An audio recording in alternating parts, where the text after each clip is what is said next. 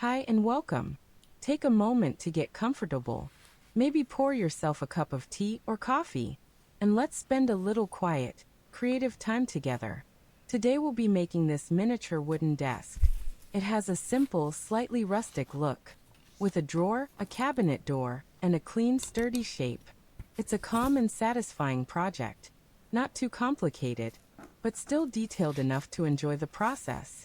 This kind of miniature can become part of a dollhouse office, a cozy reading corner, or even a tiny workshop scene. You can place books on it, a lamp, maybe a cup, or use it as a decorative piece on its own. Before we begin, let's prepare everything we need. You will need A4 paper, with a density of around 160 to 200 GSM. In my case, I'm using 160 GSM. It's flexible enough to work with, but still holds its shape well. You'll also need scissors, an awl or any tool for scoring fold lines, and glue. Take a moment to prepare your space. A clean surface, good lighting, and no rush. We're not trying to finish quickly. We're here for the process. Before we start assembling, I want to mention a small detail about the cabinet door latch.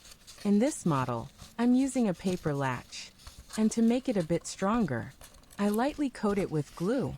This helps it hold its shape better and makes it more durable over time. If you plan to open and close the door often, this step is especially important because without reinforcement, the paper latch can start to fray, soften, or simply bend out of shape. Of course, this is not the only option. You could also use tiny magnets or even small pieces of Velcro.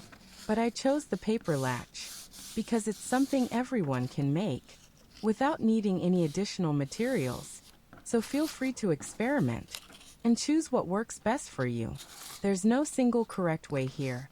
As we move into assembling the main structure, there's another small but important detail to keep in mind.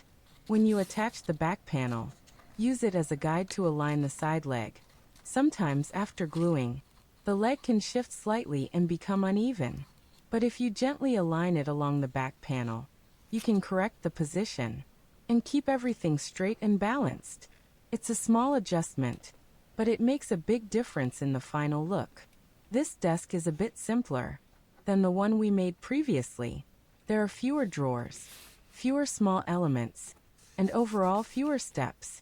So if you're in the mood for something lighter and more relaxing, this is a perfect project. But if you enjoy longer, more detailed builds, with lots of tiny parts and a slower process, you might like the previous desk we made. That one takes more time and really lets you dive deep into the assembly. This desk is also part of a small set. There are 2 bookcases and a storage cabinet designed to match it, and I'll be showing how to assemble those in the next videos. So if you enjoy this piece, you can continue building the full miniature interior. As you work, try not to rush. Let the folds be precise. Let the glue set properly, and give yourself time to adjust each detail. This kind of process is not just about the result. It's also about slowing down, about focusing on small movements, simple actions, and giving your mind a quiet space to rest. I hope this project brings you a sense of calm and satisfaction, and that somewhere along the way, you forget about time a little and just enjoy creating. Now let's continue with the next steps.